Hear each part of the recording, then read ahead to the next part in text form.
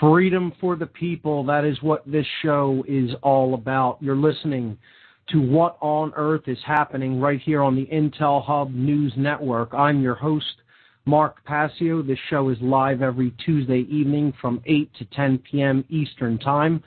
Today is Tuesday, February 1st, 2011. Thank you for tuning in, wherever you may be. And what we're going to do tonight is the first all-call-in What on Earth is Happening radio show. We'll see how this goes. I usually get phenomenal callers into the show, and I'm looking forward to it. We're going to have your calls all throughout the show for all 2 hours of the show this evening. Your comments, your questions, your concerns, anything that you want to ask, it's all on the table. There are no taboo topics on this show. There never are. So that's going to be coming up in a moment. I want to read a few event announcements for events coming up in the Philadelphia area, and then I'll give the call-in numbers. Actually, let me give the call-in numbers first so people can start to call in. So here we go.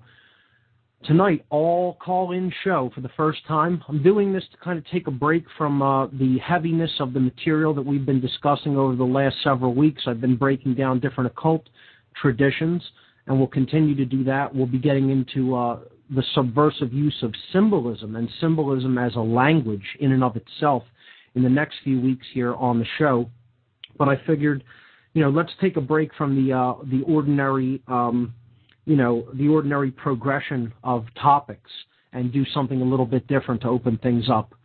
So the talk show call-in number is 724-444-7444. Once again, if you're going to call into the Talk Shoe Network, you can call 724-444-7444 and put in the call ID number for What on Earth is Happening, which is 83515. The call ID number for this show, 83515. If you're calling on the Blog Talk Network, if you're listening on that network, there's also a call-in number there. You can call in to 646-727-3387. Once again, the Blog Talk call-in number, 646-727-3387. Hey, and Mark, there's one more option I want to share for your listeners. Okay. Brought to you by the Intel Hub News Network. It's a toll-free line. Great. So if you want to call up Mark and you don't have the long distance, which most people have long distance now when they use cell phones and Skype and all that great stuff. Sure. But anyways, toll-free, 877-598-8549. Get out a crayon. Write this down. That's toll-free, 877-598-8549. What on earth is happening with Mark Passio? Bob, thank you very much. So, event announcements for events coming up in the Philly area. Again, I always read event announcements because ultimately it's all about taking action and developing the courage to do so. So, the great activist group Truth, Freedom, Prosperity is hosting their free documentary screening and discussion night. This was canceled last week in Philadelphia because we had a big snowstorm come through and it dumped 17 inches of snow on the greater Philadelphia area last week. So we did not meet last Wednesday evening as was planned.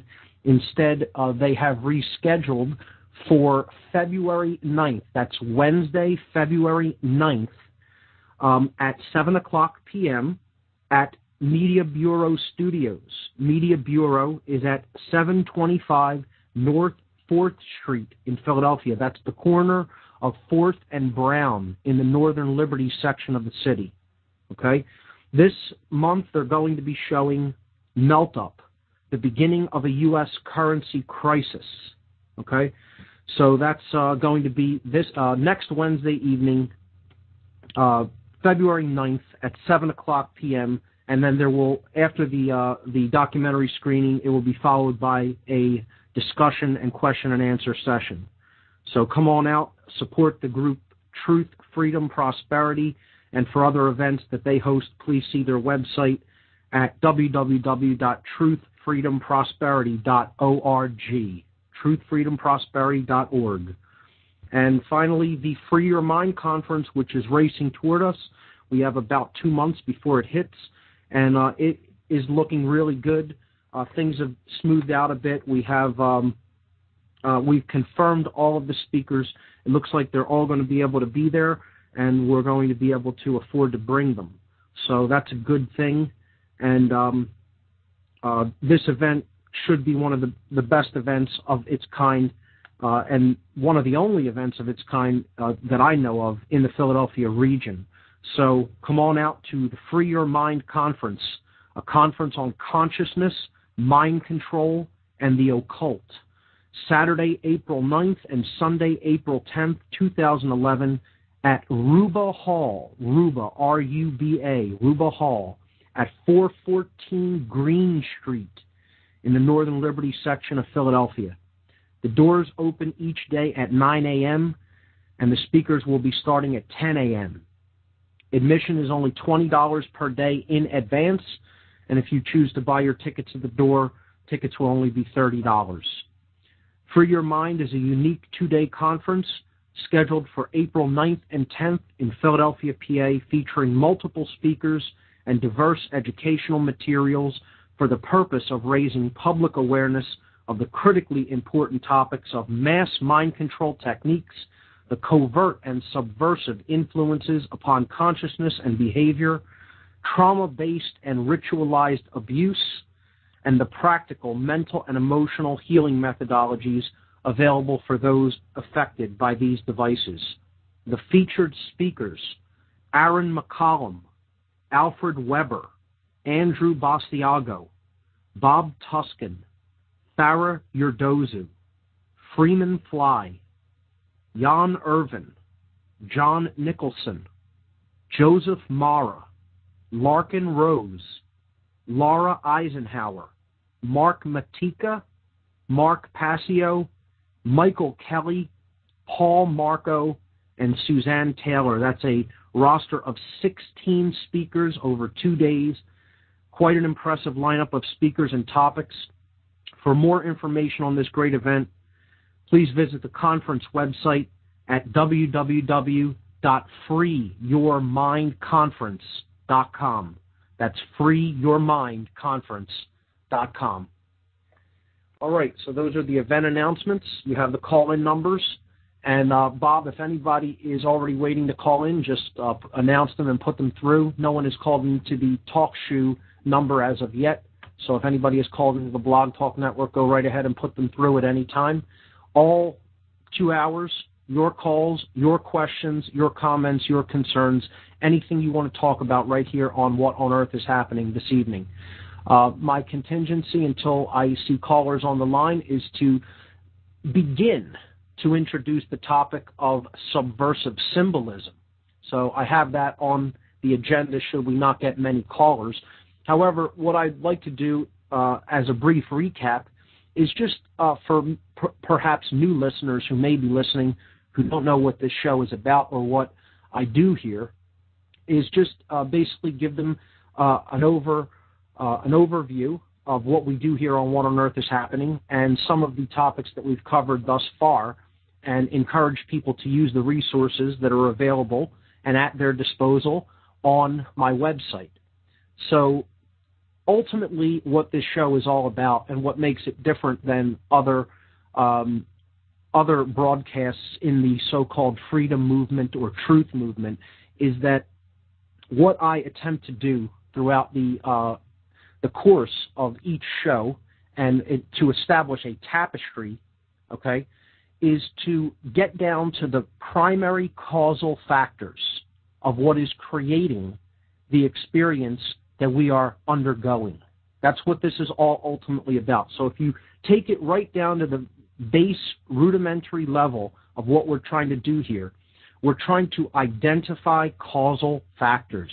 Causation is what we have to understand, and we need to understand how causation works to create the experience that we are actually living, that is playing out before our eyes. Okay? This is what many researchers, at least in my understanding or estimation, fail to do. They point out the problems, yet And they will have some effective solutions for the problems, but what they fail to do is to identify the primary causal factors to what created the problems to begin with. See, if we have information about the causal agents of any given problem, within the understanding of the causal factor is the solution to the problem, embedded within that. Okay? That's why it's so necessary to go down to the very root of evil, to understand causation, so we can understand how we are actually generating that which we experience in the physical domain. Okay? And that is all a factor of mind, ultimately. It's all ultimately a factor of mind, and this is why mind control is so important, and the methodologies of mind control are so important to understand. Ultimately, what we're looking for is to develop the faculty to be able to distinguish truth from falsehood. That's what we're ultimately looking to accomplish. And that is what consciousness ultimately is. Consciousness is ultimately becoming aware and living in harmony with truth and natural law. Natural law is a big topic of what we talk about on this show, because we have to understand that we are bound by certain laws that simply exist and are inherent to the universe, to creation itself, and we are bound by those laws whether we like it or not, whether we want to be or not, or even whether we have understood those laws or not. Okay? So the more we become conscious of those laws that underlie the physical aspect of our experience, the better equipped we will be to create the experience that we want. Okay? And the better equipped we will be to not create that which we do not want. Okay? It sounds very simple, but this understanding escapes 99.9% of people out there, and this is why we're essentially living in the equivalent of a human madhouse, okay? And why so many things are being done to subvert human freedom and natural rights. So we need to get down to causal factors if we're going to solve anything. And what we ultimately need to develop is the ability to distinguish truth from falsehood. And in a sea of information that we're being bombarded with, much of which is disinformation, that can be very difficult. But we can do this effectively the better we know ourselves and how our own consciousness works.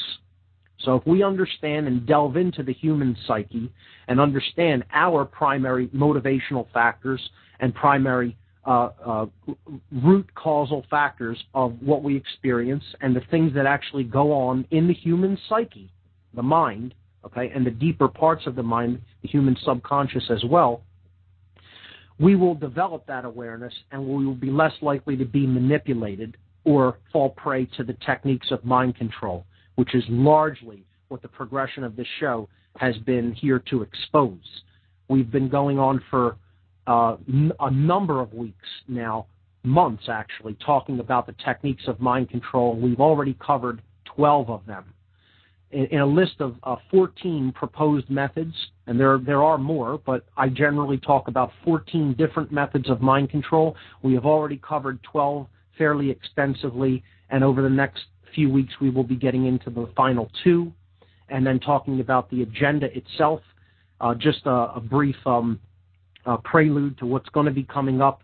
After we do that, after we talk about subversive symbolism and the one of the biggest guns of mind control, which is problem, reaction, solution, or what I term chaos sorcery, okay? Then we're going to be getting into solution speak, and we're going to talk about solutions for probably as many weeks as we've already have done the show, okay? We're going to talk about solutions to a point where we're going to highlight just about every solution that can be employed to fight this global dark agenda, this mind control agenda that is being propagated and foisted onto the people of the earth. So that's going to be coming up in future weeks on What on Earth is Happening. All right, here we go. We got our first caller of the evening. Caller from Southeast Pennsylvania. You are live on What on Earth is Happening. How are you, and what do you have for us? Hi, Mark. It's actually Chris from New Jersey. How are you doing? Chris, how are you doing tonight? Good, Mark. Mark, I haven't called in a while for the single reason that I've been listening, but you've been teaching me so much about the Kabbalah and all the other mysticism that I've been more in receiving mode than transmitting mode. Yes, that's been the general state that has been going on over the last several weeks. Actually, I noticed that calls have trickled off because I think people are tuned into the information, following along with the graphics, and it's almost been like a live lecture format of sorts. So that's understandable, but that's the reason I wanted to do this show, to kind of take a break from that massive, putting out there and downloading of intensive information for a little bit, to just have some discussions. So always a pleasure to hear from you.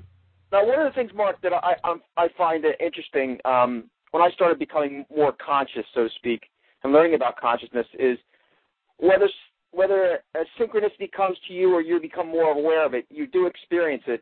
And the other topic, which you really haven't touched upon, maybe because it's too extensive, is synchromysticism. And I've come to the understanding, or I guess a guess, that what synchromysticism is that things happen that seem like a coincidence, but it's not a coincidence at all. It's just being done by a higher order of things that we don't understand. Absolutely. Synchromysticism is a fascinating topic. I was actually brought on to a show that was almost entirely about synchromysticism by Kevin, who often calls into the show. He goes by the name Kevin Tinfoil, or Karma the Jedi sometimes. He has a show on the Talk Shoe Network called Caution Tinfoil Hat Area. And it sounds like, it's kind of a lighthearted type thing, but he talks about pretty serious topics on it. And he did a show all about synchromysticism, in which he brought me on with who I consider to be like a kind of an expert on synchromysticism, or who has brought this to the forefront, particularly under the banner of that word, Jake Kotze. And we went back and forth a little bit, and it was a really great show. And I think that synchromysticism is one of the least understood phenomena out there. I think people only are recently coming on to its understanding in recent years, and it's relatively new to the human consciousness in general. I think what it's all ultimately about is there is a higher order of consciousness that is kind of attempting to show us the interconnectedness of things. I wouldn't necessarily say that it's completely directing everything. It's quite possible that that's what's happening, but I tend to lean more toward it is simply showing us how things are all interrelated with each other. And it is up to us to open up our minds more, to become aware of these interconnections, and then we will understand the purpose or the underlying meaning that is contained in those events. 9/11 is a great example. I think that's a huge synchromystic event. We could talk about synchromysticism when we get into the breakdown of some of the symbolism of 9/11, because that's going to be coming up on the show in a few weeks. And, I don't necessarily think that things need to be orchestrated for them to be synchromystic in nature. And again, what synchromysticism is, for people who haven't looked into it, and I think you should, Google it. Go on whatever search engine you prefer, look it up, watch some videos about it, read some articles about it. It's a fascinating topic for exploration. But essentially, it is finding higher levels of connectedness from I guess you could say, entangled perspective, okay, or a higher consciousness perspective in what you would consider the seemingly mundane. However, this interconnectedness is displayed, and it comes through, often through the artistic process, okay? The idea that art is imitating life, so to speak, okay? The creative process seems to engage the synchromystic unfoldment, I guess you could say, okay? And as something required or took more creative energy to put out there into the universe.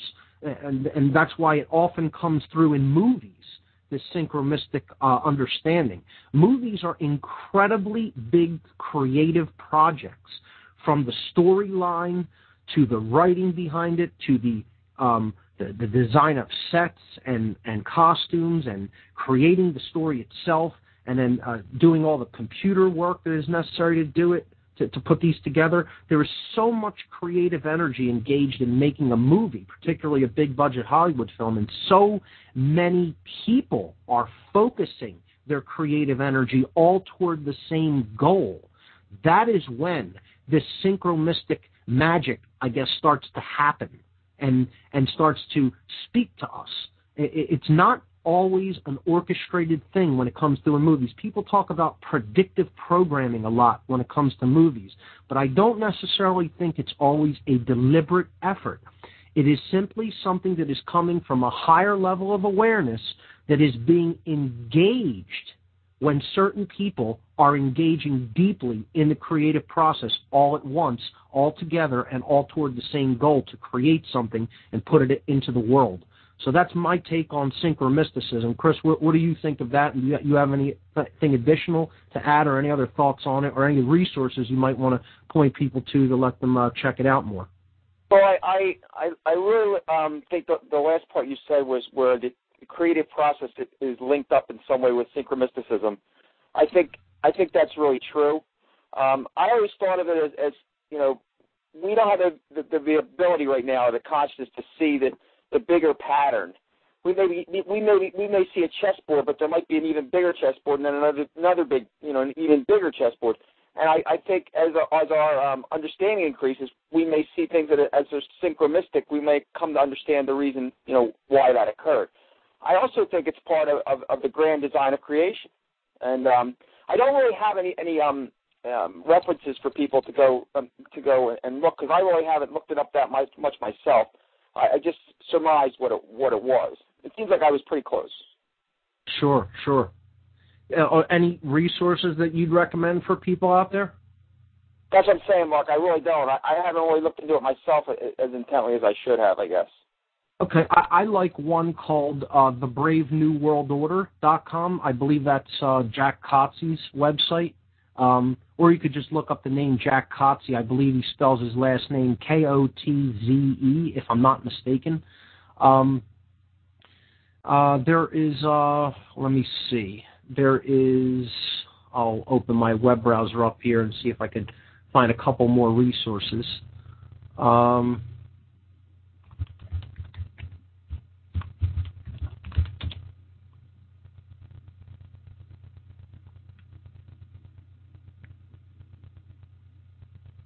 There is some good Google videos. If you go to Google Video and you type synchromysticism in, you'll get a few decent videos. There is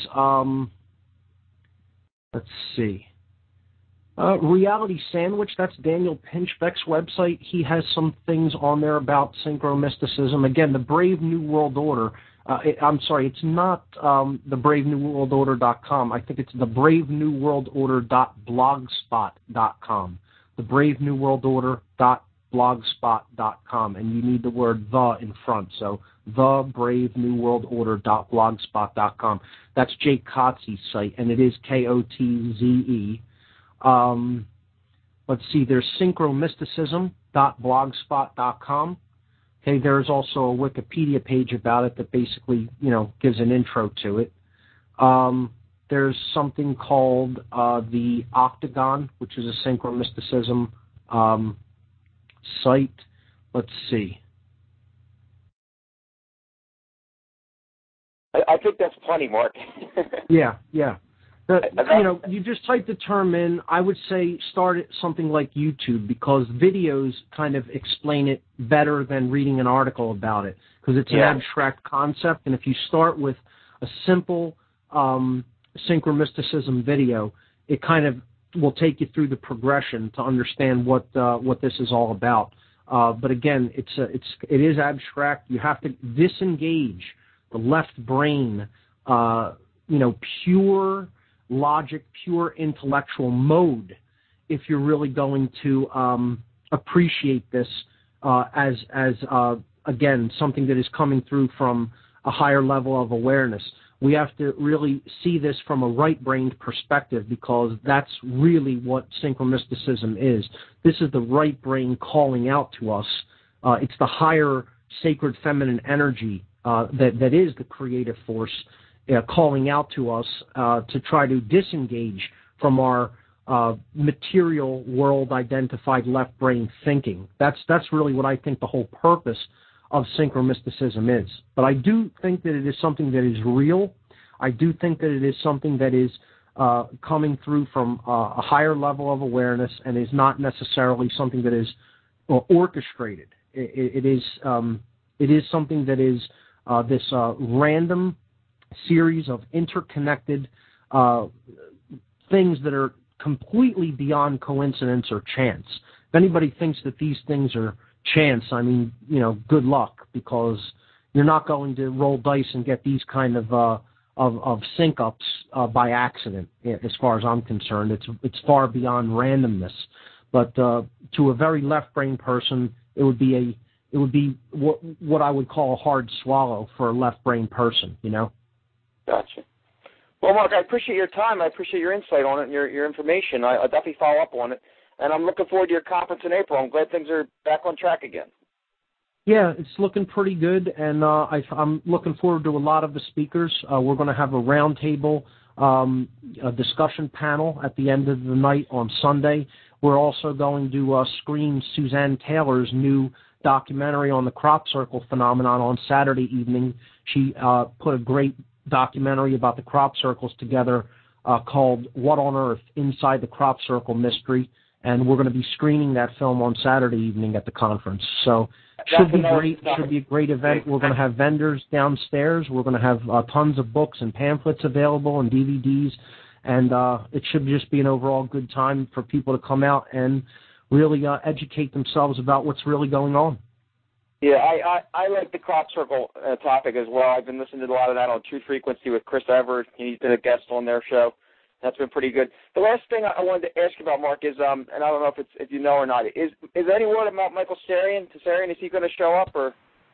I have not gotten any word on that. I know, I haven't really told people that because I didn't want to get anybody's hopes up. We were attempting to get Michael Tsarian to come. I had been in communication. I mean, you didn't tell me that. You didn't tell me that, but I heard rumors that he may show up. I let a few people know that I had been in contact with him, and it looked like it may have been a possibility. I don't think it's going to be, but maybe I will just attempt to, see if at the 11th hour we might be able to pull something together. But I would say probably not, but we'll see. We'll see what I can do.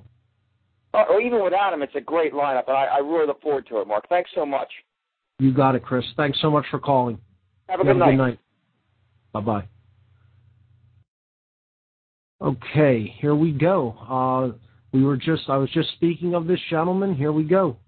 Kevin Tinfoil from Caution, Tinfoil Hat area. You're on What on Earth is Happening. How are you doing, my friend? Hey, Mark. How's it going? I didn't know you were talking about me. Thank you very much. I noticed that you were speaking about the synchromysticism and such, and I have not gotten yet a hold of the guy who's supposed to be my guest, like a full confirmation on it, but I had planned on either this Friday or Saturday to have an episode on my show on synchromysticism once again. So if your previous caller is interested, if he could just keep an eye out for that, I would appreciate it. Definitely. The last show that you did on the topic I think was great. You had Jack Copsey on there. You brought me on there. I got a chance to speak with Jake, and go back and forth with him, and I think it was great. Yeah, I really appreciated your contribution to it, because as strange as it is, it's not that I would say that my wife didn't already understand the concepts behind, say, 9/11 and so on and so forth. Yes, go ahead. But it's as unfortunately, I would say that she did not fully grasp the occult aspects of it until you described it the way you had done so. I'm glad I was able to help with that understanding, because even I missed it when it first happened. With my background into the occult, I had to go back into the symbolism to understand it myself. That's how much swept up in the whole experience of the event I got myself back then. I feel like I should have grasped all of that on day one. And at my level of awareness, I still did not. And it took a while. It took until probably about 2002 for me to really understand what the event was all about. Maybe even into late 2002, early 2003. The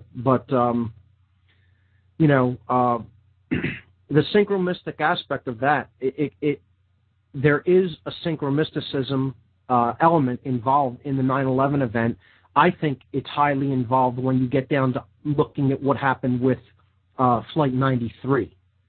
Now we're talking about a high concept and an occult number, and when you look at the numbers of the planes, which again I won't get fully into all of this tonight. We'll do this when we go into this topic in several weeks.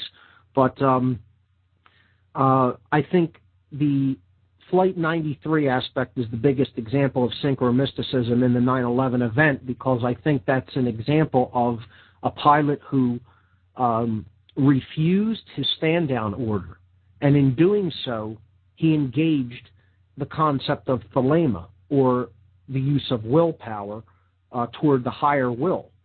And this prevented Building 7 from being hit, because that's what I believe the intended target of Flight 93 was, which crashed in Shanksville, Pennsylvania, or was shot down over Shanksville, Pennsylvania.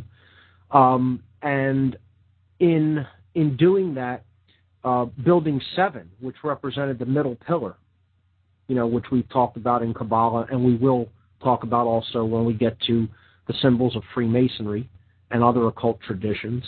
That pillar couldn't remain standing as part of the ritual, and therefore they needed to bring that down anyway, even though no plane had struck it. And that's the linchpin. It's the key of the entire 9/11 truth movement, as it is now called. Middle pillar, as we saw its importance. I hear the intro music for this first break playing. I've been listening to What on Earth is Happening, Intel Hub Network. I'm PASSIO. Right back.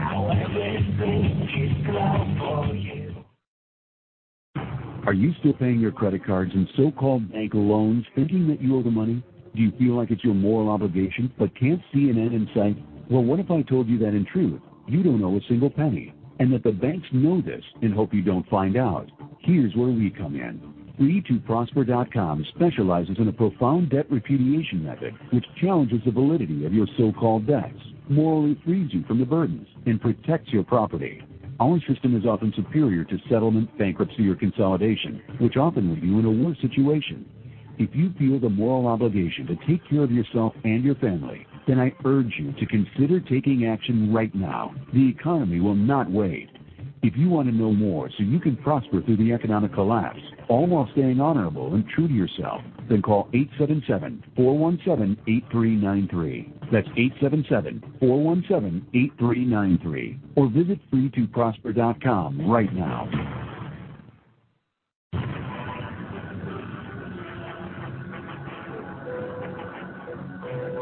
Hey, it's me, Shepard, the host of the Intel Hub. Check out my live show every Sunday at 4 p.m. Central Standard Time.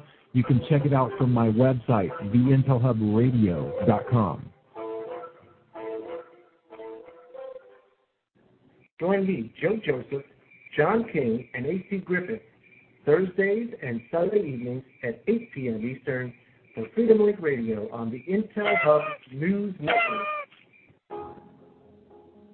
A very wealthy U.S. citizen is predicting that in 2011, we will witness the most important day in America in more than 50 years.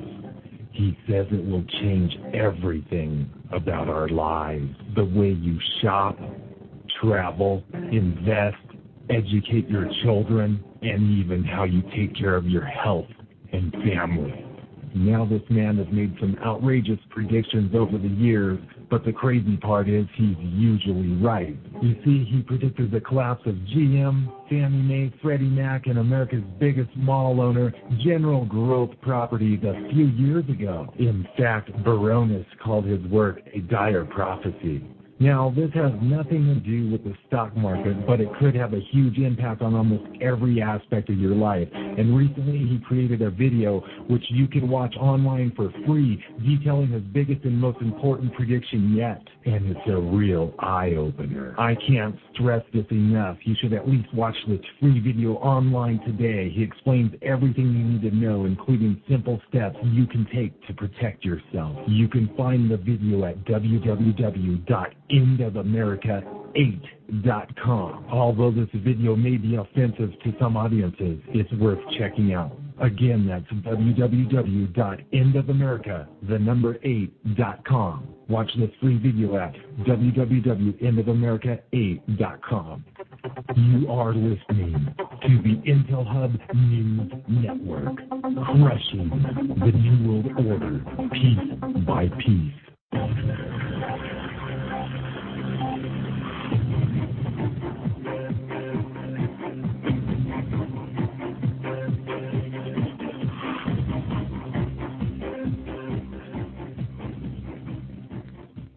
All right, welcome back. You're listening to What on Earth is Happening. I'm your host, Mark Passio, right here on the Intel Hub News Network. Before we went to the break, we were talking to Kevin from Philadelphia, and we were talking about synchromysticism a little bit.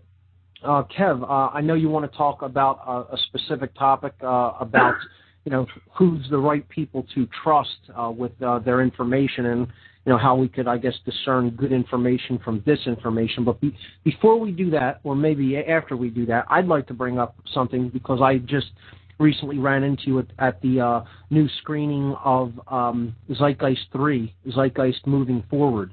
And I wanted to get your take on what you thought of the film and what you thought of the Zeitgeist movement here in Philadelphia in general. That's actually part of what I was kind of going to ask you about with this whole thing about who do we trust, because sure. At this moment, I am involved with the guys that work with the Zeitgeist movement in Philly. You were on the show that had two of the guys. One was one was a Jersey coordinator. One was the Philly lead, chapter lead. Yes. You, Mike Salvi, Fernando, and James Babb from We Won't Fly. And I guess part of where I'm going with all this by mentioning these guys is that we're all kind of the show I had was for Liberty Leaders, and not to give too much of a plug for my old episode, but having you guys on really meant something to me. I trust all you guys, including the Zeitgeist guys, who I hear Zeitgeist is an NWO thing. And then I've heard that the NWO also doesn't want us to fly. So that makes James's whole "we won't fly" thing kind of which direction are we going? And then I hear I talked with Mike Salvi about this. His whole end the Fed thing is now being now obviously not Glenn Beck has not come down from on high off of Fox News and said, hey, I support Mike Salvi. Sadly, it would be nice to actually have those types of to have anyone aware enough to actually know what's going on. Sadly, I don't think that, as Mike Salvi and I even talked about it, there is, because of the globalist agenda and the fact that guys like Glenn Beck are then following the globalist agenda pretty much verbatim, if Glenn Beck is now saying end the Fed is a good thing, which I've seen a couple clips on YouTube about it, it makes me wonder, are we all useful idiots? Are we all being played by the system? Or are we actually doing something that we feel is the right thing to do because it's just flat out the right thing to do? I mean, I'm actually at a point where, it's a miniature moment of crisis where, all of my life is pretty much okay around me, but I've got this, thing I'm trying to figure out. And I'd really just love to have your input on it. Well, I think that revolutions can be co-opted. That's something that we have to be aware of. and people can twist infusions of energy to suit their agendas. Now, I'm not saying that that's what's happening in this case necessarily, but I think it's something that does have to be watched for without being paranoid. And, my take on the whole thing is, and as I mentioned on your show, was I'm for a resource-based economy, as you would call it, just resource-based living. However, if that is done forcibly, I'm not for it. Okay, it would be how you would implement it. If it is implemented from a higher level of consciousness and awareness that simply there are people and there are resources, and this is what people need to live, this is what people need to thrive, to grow, to live amongst each other, to develop their own consciousness and awareness, and they need to be supported in the physical world that they live in order to do those things, and that is chosen, then I'm for it. If it is forced, okay, by violence, then I'm not for it at all, because that's called communism or socialism or whatever you want to call it, the forced redistribution of resources based on, the state saying you must do this, you must do that. It can't happen that way. If I wouldn't support anything that were to happen that way, okay?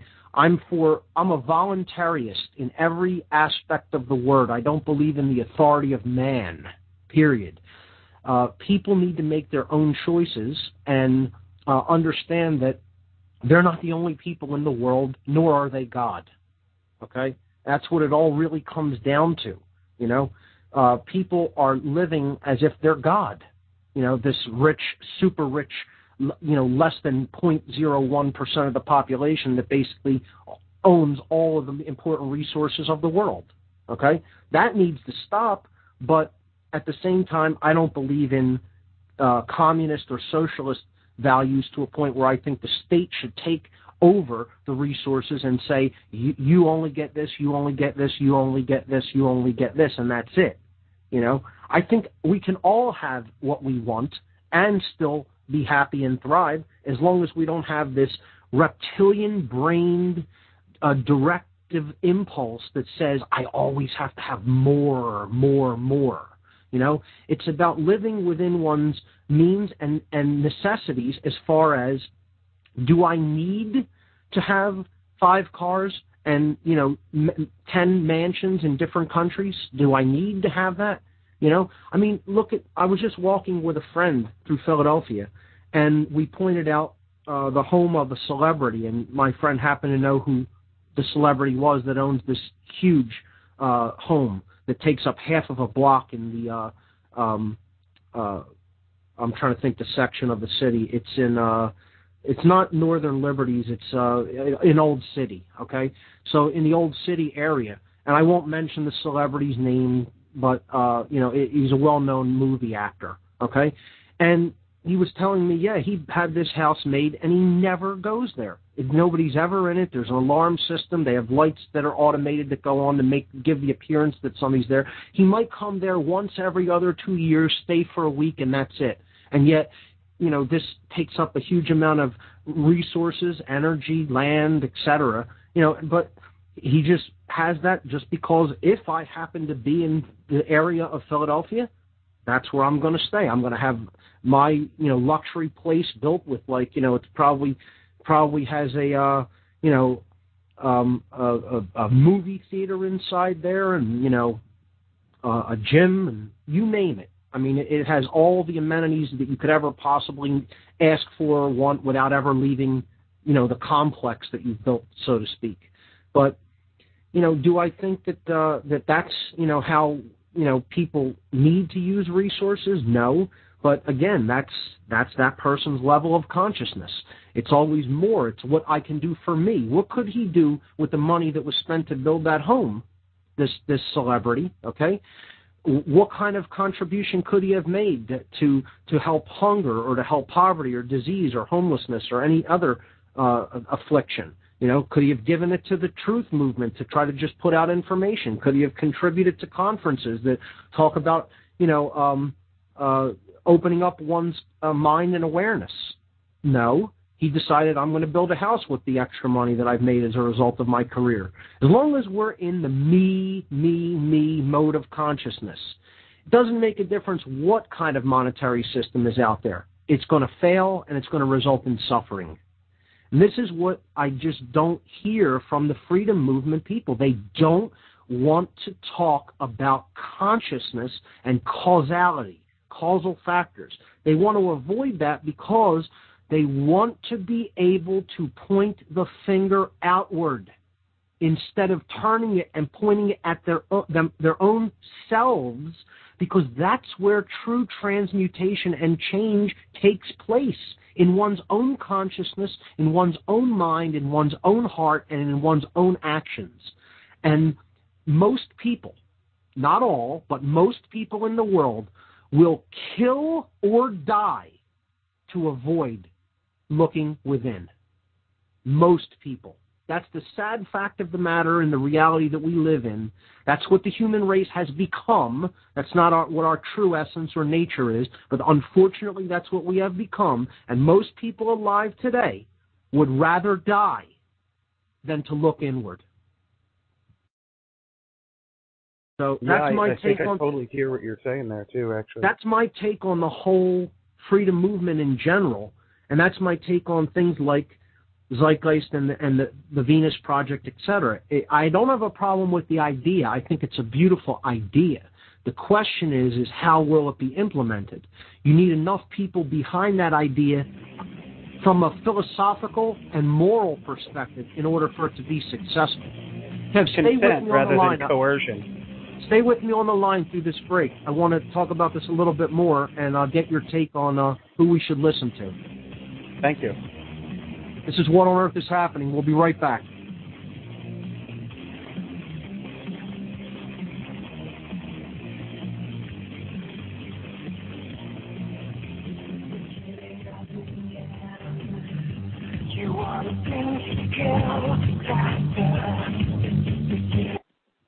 Hey, Mark. Mark Passio. Hey, Bob. How are you? I'm doing well. I just wanted to let you know that you have Chef on the Blog Talk line, which, by the way, people can call toll-free at 877-598-8549, brought to you by the Intel Hub News Network. Bob, I'm going to hold Kevin over a little bit after this break, and then I'll go right to that caller. I'll tell you when. Sure, take your time with Kevin. Chef also wants to talk about the Venus Project. He claims the Rothschilds fund it, and that they fund the Venus Project. And I talked to him a little bit off there. I keep an open mind, but at the same time, I don't want to make accusations that are not true. I mean, if you're going to make a claim like that, you're going to have a little bit more information than just, oh, they fund the Venus Project or whatever, Right. So I'm interested to hear what he has to say about that. I'll be listening in to the program. When we get back from break, I'll let you wrap things up with your other caller, and we'll get to the next caller eventually. You got it. Thanks so much. What on Earth is Happening with Mark Passio on the Intel Hub News Network. My live show every Sunday at 4 p.m. Central Standard Time. You can check it out from my website, theintelhubradio.com. Join me, Joe Joseph, John King, and A.C. Griffith, Thursdays and Sunday evenings at 8 p.m. Eastern for Freedom Link Radio on the Intel Hub News Network. A very wealthy U.S. citizen is predicting that in 2011, we will witness the most important day in America in more than 50 years. He says it will change everything about our lives, the way you shop, travel, invest, educate your children, and even how you take care of your health and family. Now this man has made some outrageous predictions over the years, but the crazy part is he's usually right. You see, he predicted the collapse of GM, Fannie Mae, Freddie Mac, and America's biggest mall owner, General Growth Properties, a few years ago. In fact, Baronis called his work a dire prophecy. Now, this has nothing to do with the stock market, but it could have a huge impact on almost every aspect of your life. And recently, he created a video which you can watch online for free, detailing his biggest and most important prediction yet. And it's a real eye-opener. I can't stress this enough. You should at least watch this free video online today. He explains everything you need to know, including simple steps you can take to protect yourself. You can find the video at www.endofamerica8.com. Although this video may be offensive to some audiences, it's worth checking out. Again, that's www.endofamerica8.com. Watch this free video at www.endofamerica8.com. You are listening to the Intel Hub News Network, crushing the New World Order piece by piece.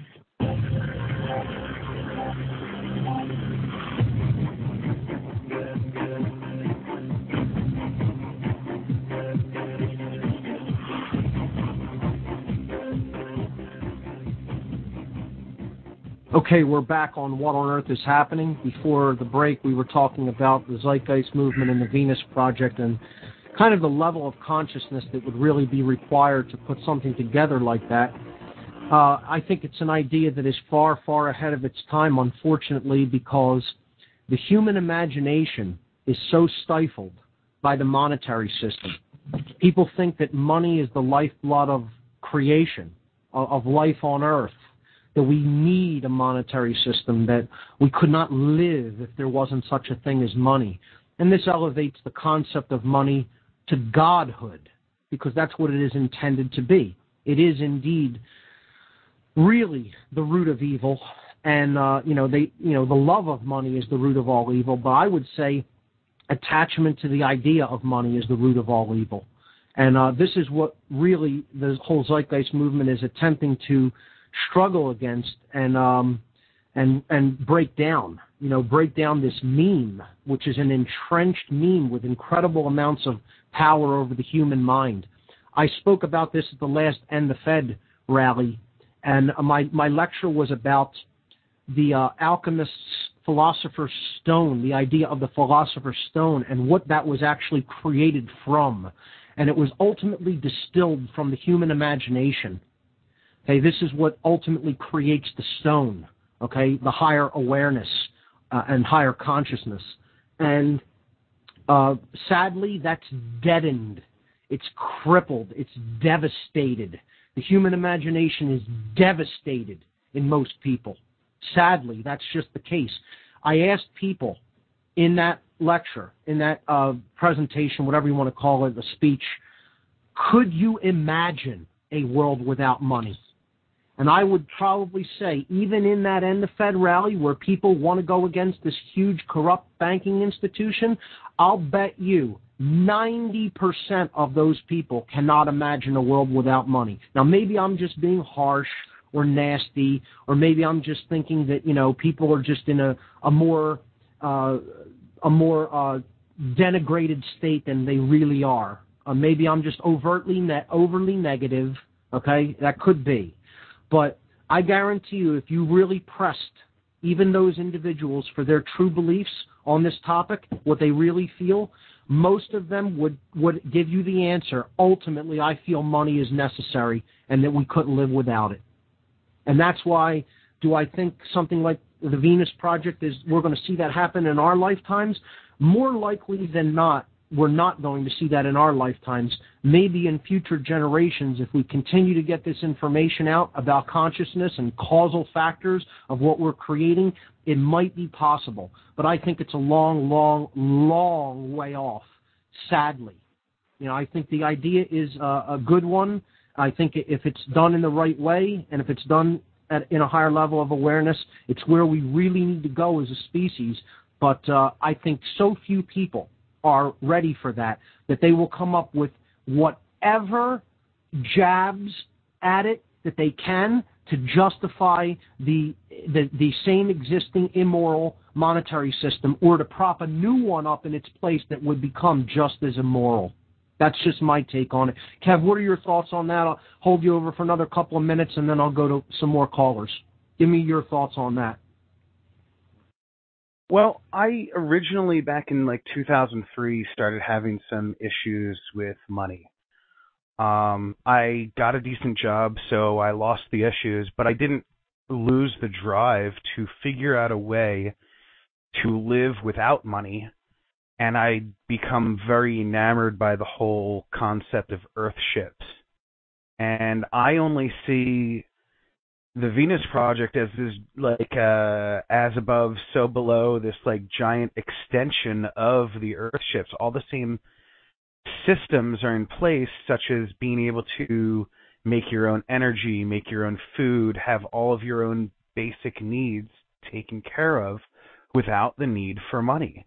I'm not a greedy person. I really don't need much. I mean, I'm very happy with the like couple $100 computer I have that I realistically paid very little for comparison for getting a deal through AT&T. But that's kind of besides the point. The point I'm trying to make is that if we managed, in my opinion, if we managed the resources of the planet better than we do now, and if we took a global systems approach to it, I think we would have a much better chance of not having the issues that we currently have, such as some people are concerned with overpopulation. I, however, am not. I've seen some research that shows that we could probably have about 25 billion on the planet. I agree.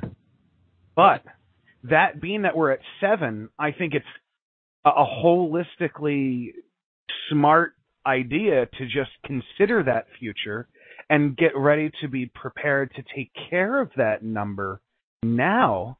Right. And I don't think that we can afford that in the future, considering, like I've seen a lot of economists say recently, that something like 60% of, or we're going to have to raise taxes to like 60% in order to get to where we need to be able to actually start paying off any debt at all.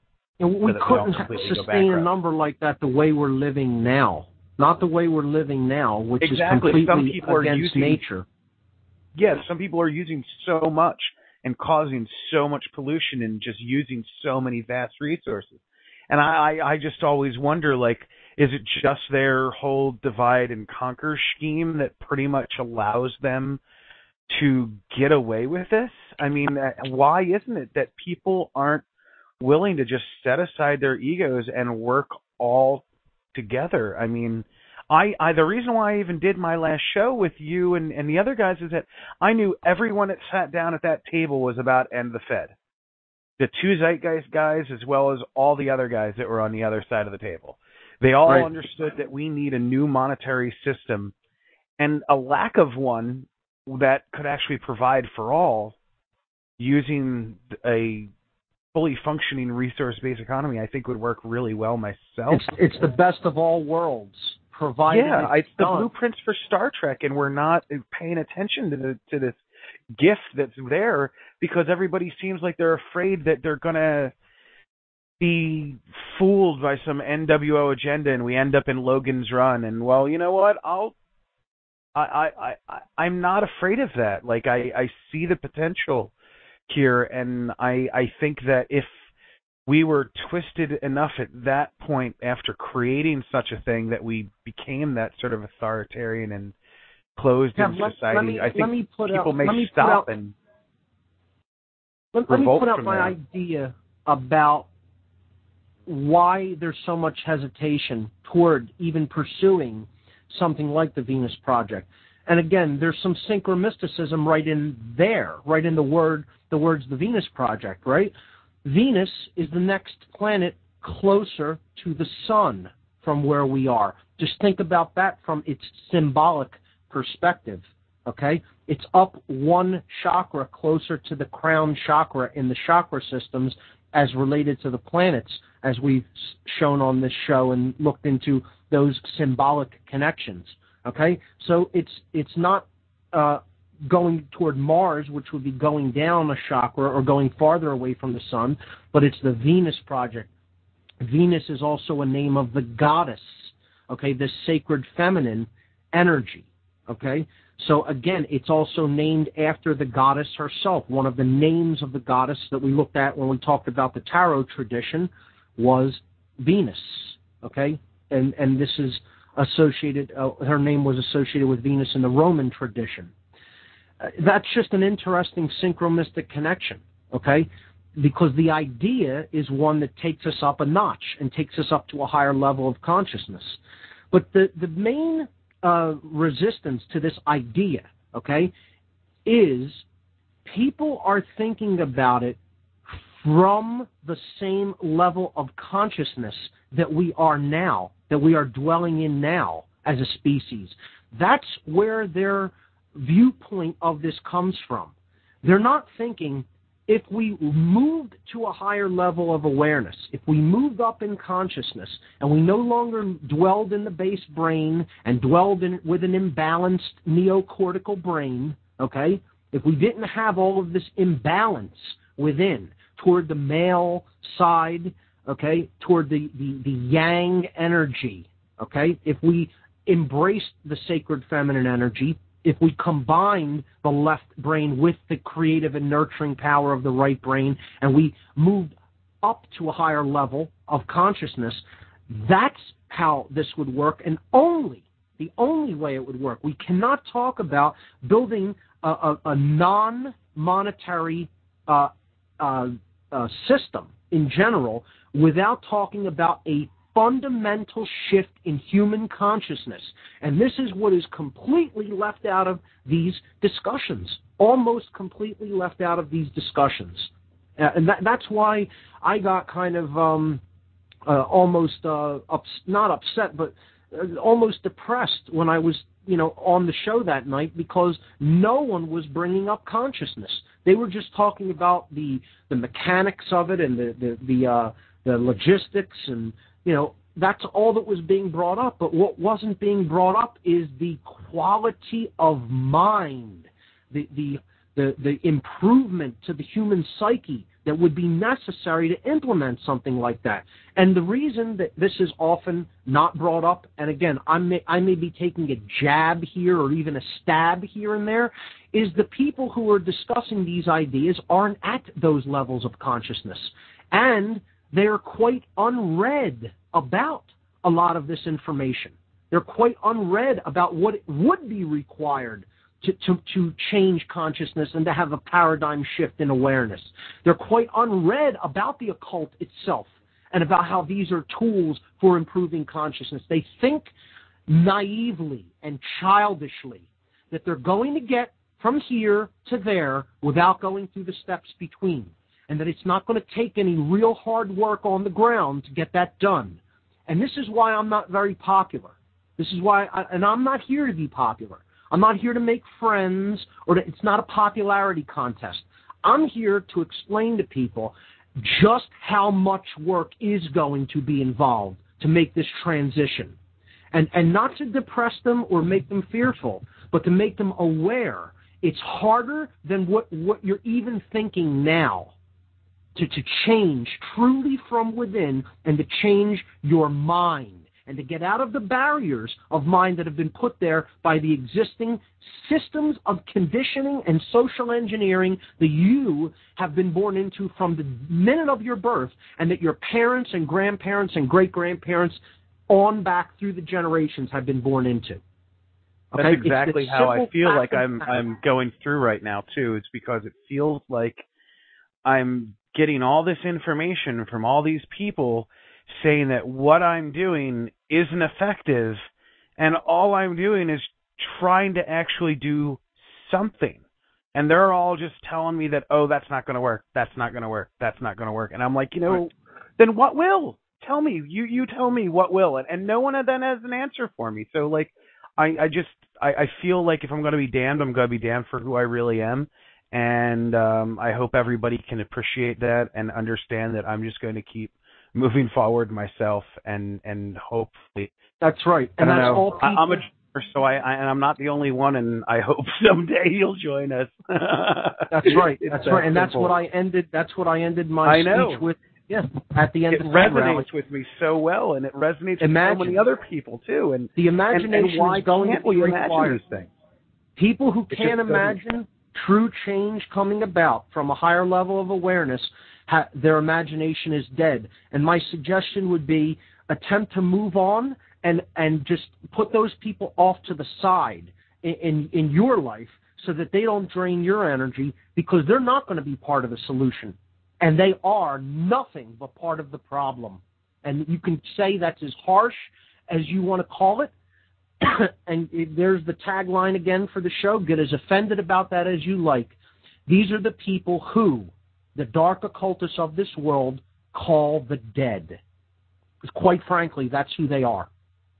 So, Kev, unfortunately, we have to let go of those people and chalk them up. Sadly, that may sound harsh, but that's the case. They're not going to be part of this problem. They are attached. They are attached to memes. They are attached to mind control. And they're not going to come out of it, because that's their safety net. That's their little comfort blanket. And they're going to stay there probably until the day that they die, because they don't want to turn the finger inward and point at themselves. Kev, I want to thank you for calling in, man. I'm going to move on and try to take another couple of calls, and you always have great insights to bring to the table. My final answer would as far as who we should listen to, my final insight, I guess you could say on that, is find the people who you can see an active imagination in, who are actually willing then to take action based on that quality of imagination. And those are the people that we should really be giving credence to their message and listening to and then partnering up with. Thank you, Mark. I really appreciate that. It's nice to have a friend that I can come and talk to. I thank you for letting me bring this all up on your show. I appreciate it. You got it, man. It was good seeing you the other night at the Zeitgeist screening. You take care, man. Kevin Tinfoil from Caution, Tinfoil Hat area. Always a good call when he calls in, and always a pleasure to hear from him. All right, Bob, you said you had a caller on the Blog Talk line. You can go ahead and put the caller through. Let's see here. We have Chef. Welcome to What on Earth is Happening with Mark Passio. Hey, how are you? Yeah, hello. How's it going? Yeah, I'm good. Mark, is it? Yes. Mark, I go by alias, man. I just try to keep it that way, just due to the business I'm in. Right. But I go by Conspiracy Chef, and I believe your last caller is the one that posted your link that your radio show's on tonight on my Facebook page. Awesome. Or on his Facebook page, and I caught it in the feed. and I hope it's always good. I want to preface all of this, what I'm about to say, with it's always good to meet like-minded, awake people, right? I mean, Absolutely. We might not always agree on everything, you know what I mean? But that's life. That's life, and that's just how things go. Now, let me just jump right into it because I don't want to waste your time. When I logged in, I heard you guys talking about Zeitgeist, and then you guys went a little bit further into it, Sure. I have a concern with the Zeitgeist movement. I have some as well. I could tell you. You tell me what some of yours are. I'll tell you what some of mine are, because I have some as well. Yeah. No doubt.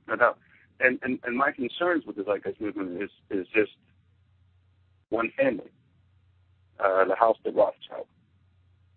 The Rothschilds fund the Zeitgeist movement through shell companies, right?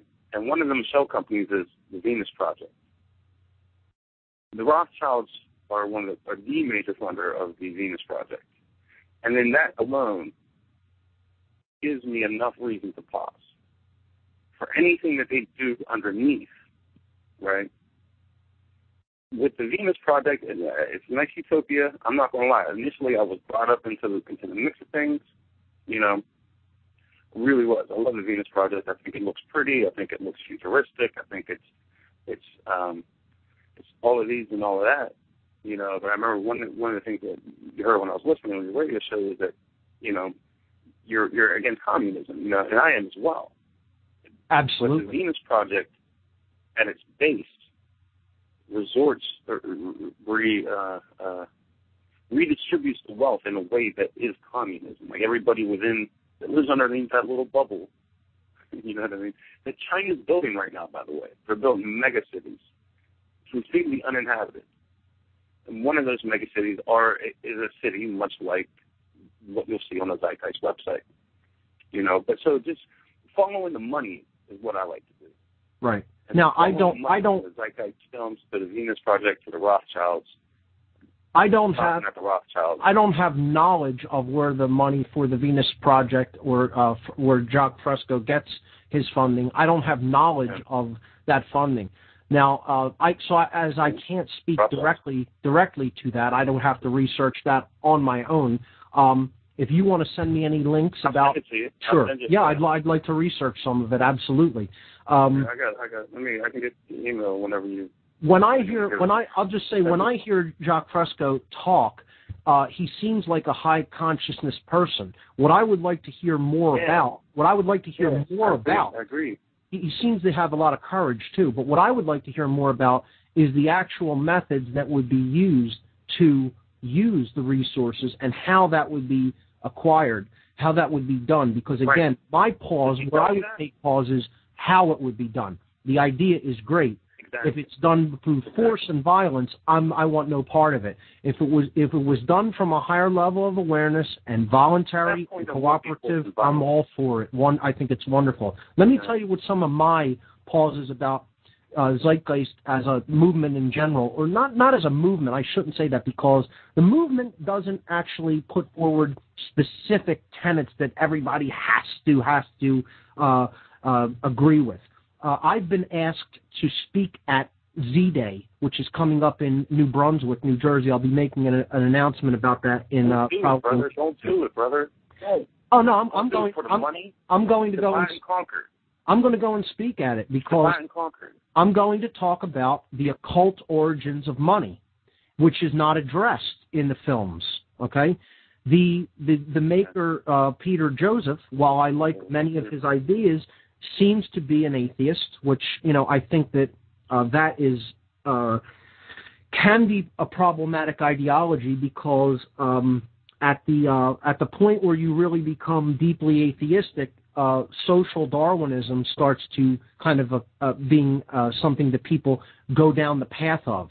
Now, I don't think he's a social Darwinist. I'm not saying that, but when you get into atheism and you think that man is the highest force that is operating here, that's when I have to step back and say, then basically there is no ultimate truth, there is no ultimate right or wrong, there is no actual objective morality, and we get to make it all up. Okay? So that's the path that you go down when you get into true totalitarianism. We've talked about this extensively on the show. The idea of solipsism and the idea of moral relativism. Now, I'm not saying he's a moral relativist either, but if you don't think there's an objective truth and an objective right or wrong, okay, and that's placed there by natural law, okay, now I believe he does believe in the concept of natural law, or know that natural law exists. I think Jacques Fresco also understands natural law, and he has spoken about this in interviews and documentaries as well. So, the atheism part kind of makes me take pause. The other part that I think that is something that concerns me a bit is that he downplays the occult aspects of this, and that's where I have to completely go in the opposite direction, because there is a small hidden cabal of dark occultists that are calling the shots. And this is the reason that I will make that statement and just completely say he's simply incorrect about that. It's not my opinion. It's because I have experiential knowledge of that. I don't have that from reading about it in books. I was involved.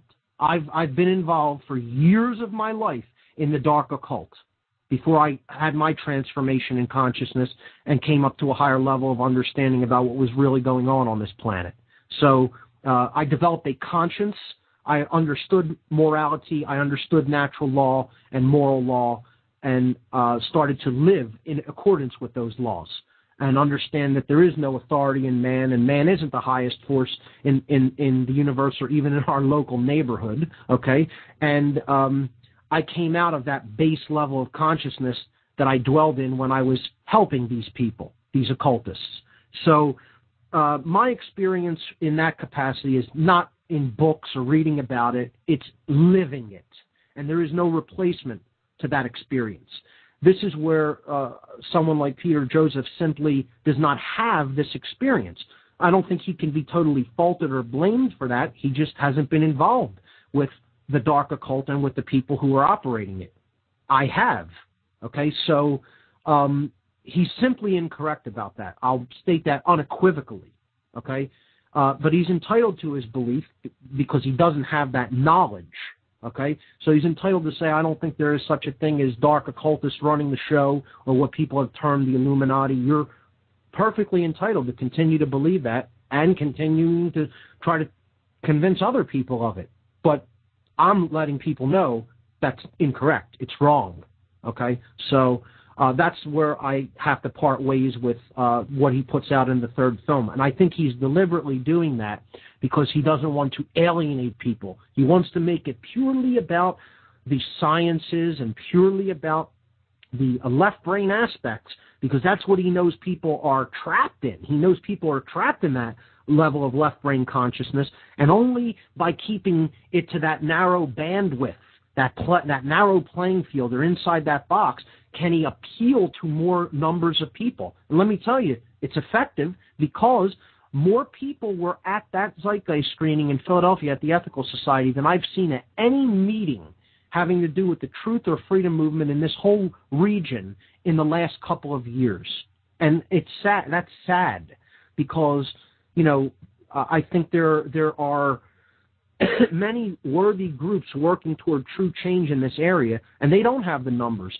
And, you know, someone like myself and other people who are really truly conscious about what's really going on and have experiential knowledge to back that up, again, I'm not very popular because I speak my mind frankly, I don't sugarcoat anything, and I'm not here to engage in a popularity contest. I'm here to try to create some true change in our consciousness. And again, that's the thing. Now, can I bring something up? Sure, I think sure. that bring true changes to it. It's a lot of your listeners' lives. Mm-hmm. You know, my name being a conspiracy chef, the reason the chef is in there is because I do cook and I do like to grow my own food. I do like to feed my family healthy food, right? Because I know what's out there. I know what's in the supermarket. Absolutely. You know, and one of my things is that one of your callers, I think it was Tinfoil Hat, it said that he doesn't believe. What was you? Said you don't believe in overpopulation, right? And I agree. Because you know why? There's two problems, right? One of the problems is that we've all now been programmed to go to a store to buy our food. Yep. And that food is being shipped from. We get shrimp from Thailand. We get shrimp from the Gulf Coast, of course. Yep. You know, but like I go in, if I have to buy shrimp, I'll ask where my shrimp is from. You know, and I don't buy shrimp anymore from the store. It's unfortunate because I love shrimp. You know, but you can make a hydroponic system with less than $50 that you can grow strawberries, lettuce, tomatoes, any sort of vegetable or fruit that you would like. You can grow a banana tree, for crying out loud, in a hydroponic system. You know, you can grow potatoes in your garbage can. You know, and it'll be a whole garbage can full of potatoes. So these are things that we can all personally. Hey, Chef, we're coming up to a break. Hang with me over through the break, and we'll continue this on the other side. Ladies and gentlemen, you're listening to What on Earth is Happening right here on the Intel Hub News Network. We'll be right back.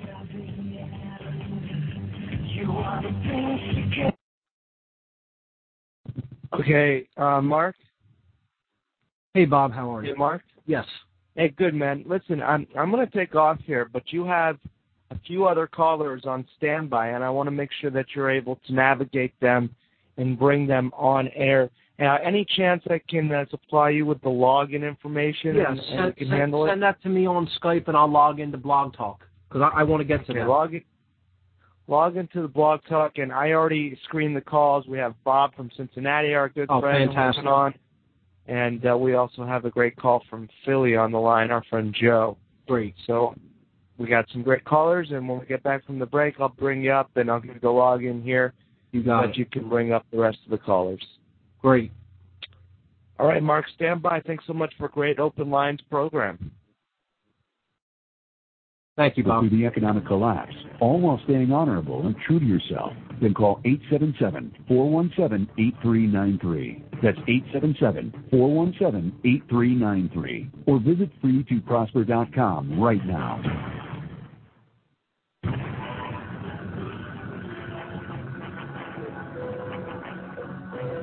Hey, it's me, Shepard, the host of the Intel Hub. Check out my live show every Sunday at 4 p.m. Central Standard Time. You can check it out from my website, theintelhubradio.com. Join me, Joe Joseph, John King, and A.C. Griffith, Thursdays and Sunday evenings at 8 p.m. Eastern for Freedom Link Radio on the Intel Hub News Network. A very wealthy U.S. citizen is predicting that in 2011, we will witness the most important day in America in more than 50 years. He says it will change everything about our lives. The way you shop, travel, invest, educate your children, and even how you take care of your health and family. Now this man has made some outrageous predictions over the years, but the crazy part is he's usually right. You see, he predicted the collapse of GM, Fannie Mae, Freddie Mac, and America's biggest mall owner, General Growth Properties, a few years ago. In fact, Baronis called his work a dire prophecy. Now, this has nothing to do with the stock market, but it could have a huge impact on almost every aspect of your life. And recently, he created a video which you can watch online for free, detailing his biggest and most important prediction yet. And it's a real eye-opener. I can't stress this enough. You should at least watch this free video online today. He explains everything you need to know, including simple steps you can take to protect yourself. You can find the video at www.endofamerica8.com. Although this video may be offensive to some audiences, it's worth checking out. Again, that's www.endofamerica8.com. Watch this free video at www.endofamerica8.com.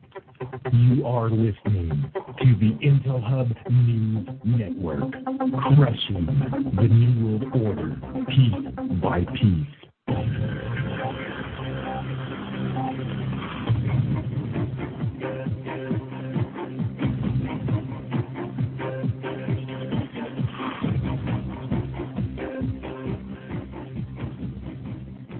All right, everybody, we're back on What on Earth is Happening. We were on the line with caller Chef. Chef, are you still there? Yes, sir. Can you hear me? Yes. Okay, so take another couple of minutes, and then I'm going to move on to another caller. You were talking about growing fresh, wholesome foods on your own, as opposed to relying on foods that we're provided with in supermarkets. Precisely. Right, precisely. Because of the fact that one of the arguments of overpopulation is that there is not enough food, and I think that less is more, I think that one of the things that I didn't necessarily call up to attack the Venus Project, like I truly haven't, right? Because in a perfect setting, I love it. I really do. It looks beautiful. It's a great thing. And we might need to get there sometime. But I think you hit the nail on the head when you said that it's not going to happen in our lifetime. It will happen in future generations, and you just hope that people do it right.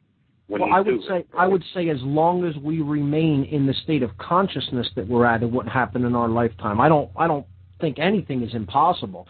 I think if we developed imagination and developed higher consciousness, it could happen very quickly, actually. But from where we're at now, it doesn't seem likely to me. I think the meme of money right now is still so ingrained that it seems unlikely to me from where we stand at this point, to clarify. But continue.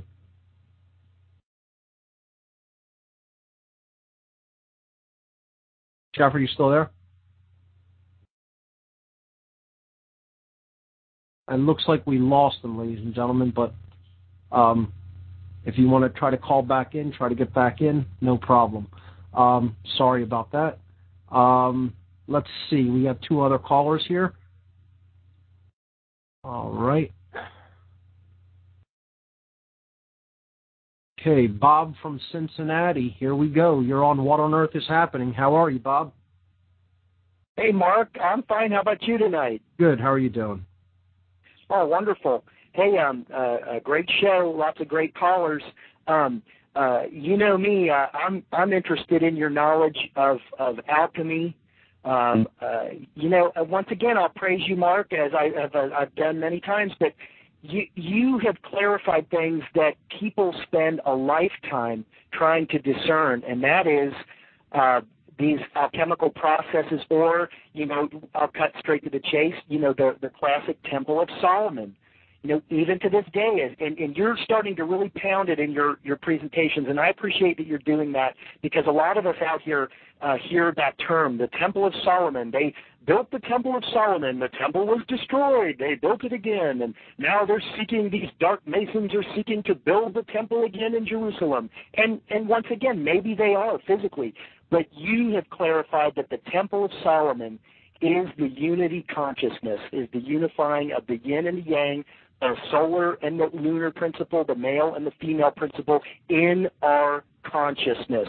And I can't stress how important that was for my transformation of understanding alchemy and the processes of alchemy, and also just your wonderful presentations over the last few weeks of the Kabbalah, the stages of the Kabbalah, and also the correspondences of the chakras. But your comments on that, Mark? Well, that really makes me feel good, because I'm really glad that some people are deeply grasping these concepts, and that's really what we need. Again, I feel that it is critical for us to really move to a mature understanding of these concepts and symbols, because that's what really opens up the consciousness, and that's what really helps us to go into deeper levels of ourselves and our own psyche to become better and more moral individuals. And it makes me feel great that you have grasped and understood those concepts to a deep level, as it sounds like you absolutely have. And I'm glad that I was able to take part in helping you to make that shift in understanding. And I'm glad that my communication skills were effective enough to help assist in that process. That's what I will say. And I really thank you, for coming on and voicing that. Oh, that once again, my pleasure alone, Mark. It's my pleasure to share that this is what's going on, and I want to recommend to people, if you have yet to listen to Mark's on his 44th or 45th week of broadcasting here, go back, and I'm still going back to the earlier broadcasts on natural law and sorcery versus magic. Once again, you're clarifying, and once you grasp it, once you get that the mystery and the secret of the mystery schools has to do with consciousness and the within, what's going on within each one of us, because that's the one thing we know nothing about, is what's going on inside each one of us. We know all about the television and the major events in the news and whatnot, but the one thing they are desperate to keep us focusing on is the internal conflict, the duality that's going on, the checkerboard floor, so to speak, that is going on inside each of us. And if they can continue to keep us divided and schizophrenic, I hate to use that term, but a schizophrenic consciousness in each one of us, they'll continue to manipulate us until they get their dark police state that they're shooting for. Mark, I've got a question. Sure. And once again, I'm just going to say to the people, remember, all of the mysteries, all of the great secrets that they wave, that the Manly P. Halls of the world they wave, that they know, it all comes down to knowledge of self. That's right. Let me repeat that. A la Mark PASSIO. ladies and gentlemen, all the great mysteries, the secrets of Masonry, the secrets of the mystery schools. Mark's going to lay them out right now through the voice of Bob, and the voice is saying it all has to do with what's going on with the self. Absolutely. Each one of us inside of our transformational process, and that's our consciousness, our awareness.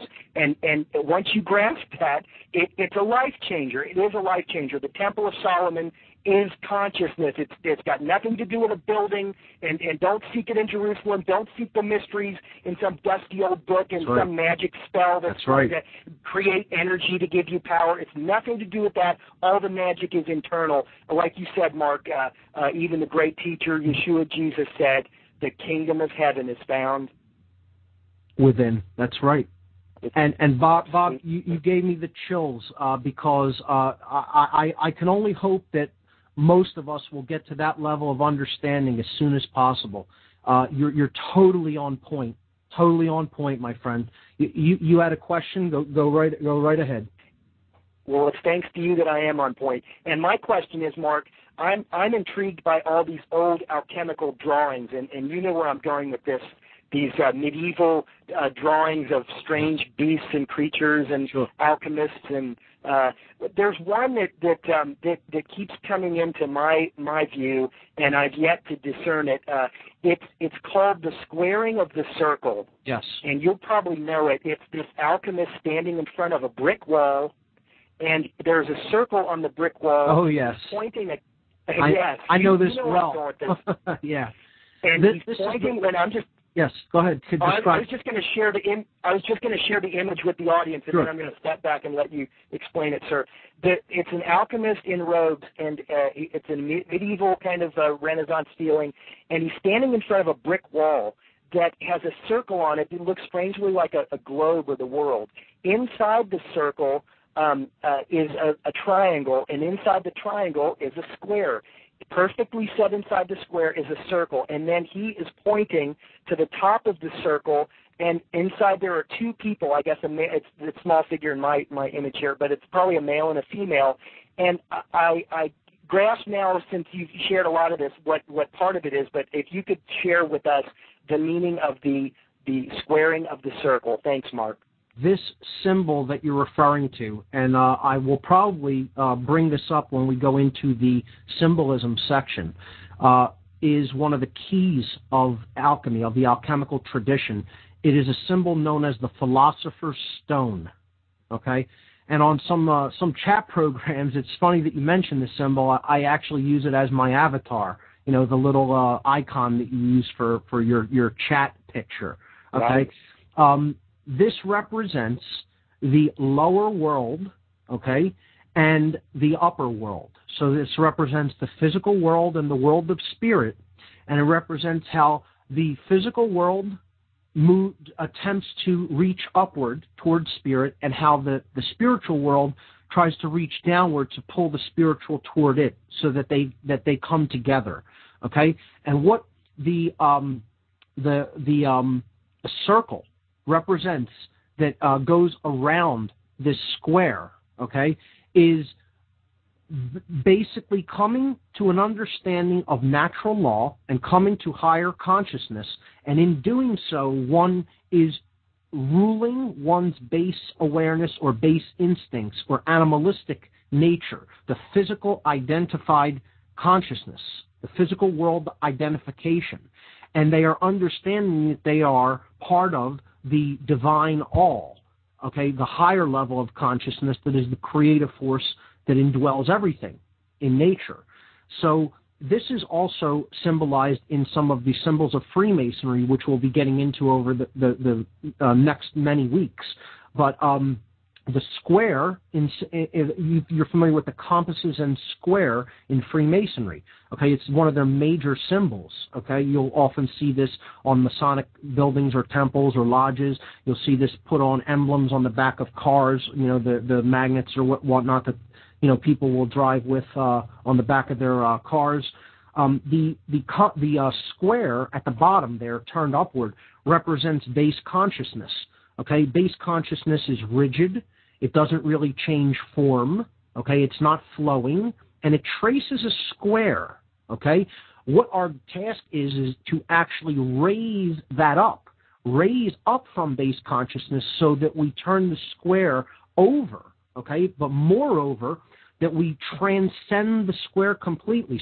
So the inverted square, where it's pointed upward, okay, toward the heavenly realm, is the symbol of the master of the lodge, who has governed his base instincts.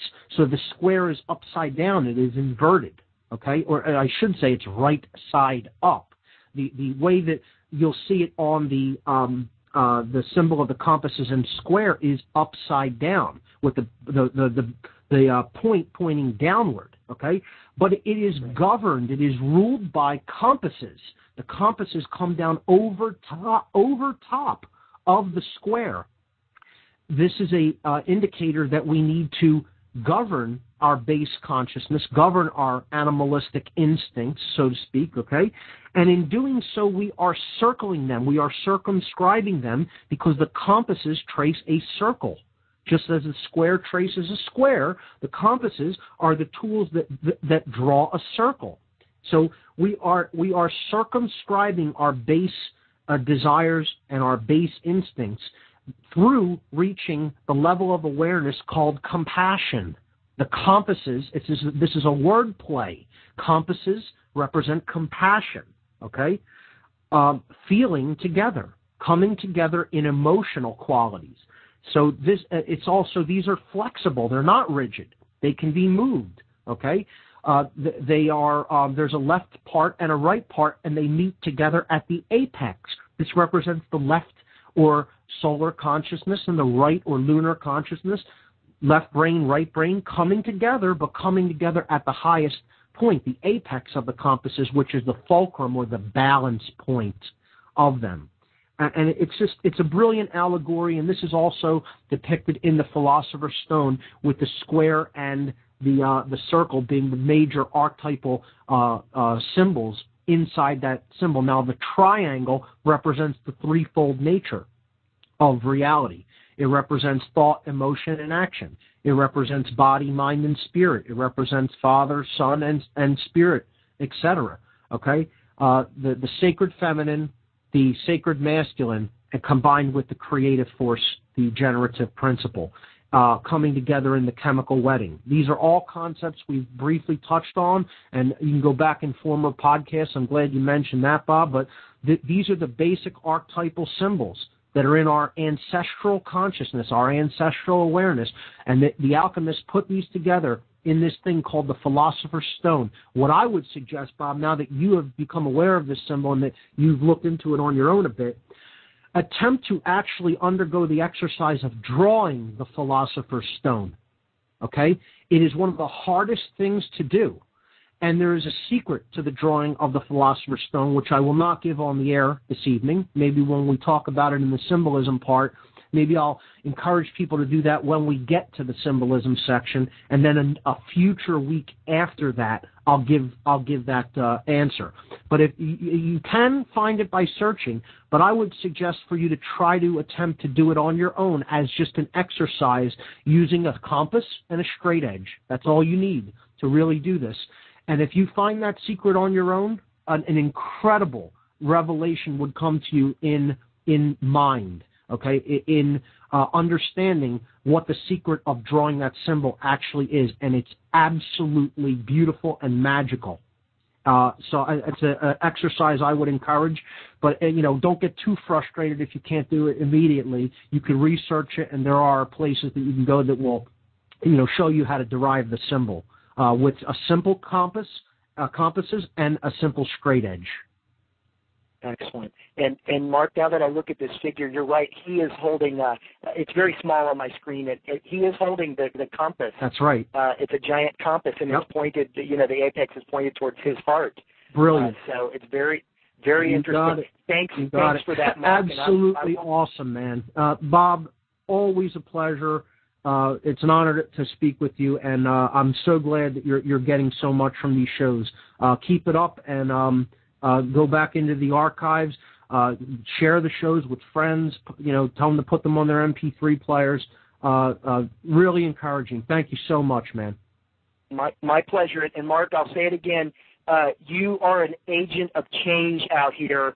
And thank you once again for what you're speaking about. I don't even think you understand the depth of what you're speaking to us. I know that you know it's important, but I don't think you understand the rippling effect now and in the future what this means. Thank you, sir. Good night, gentlemen. You got it, man. Thanks so much, Bob.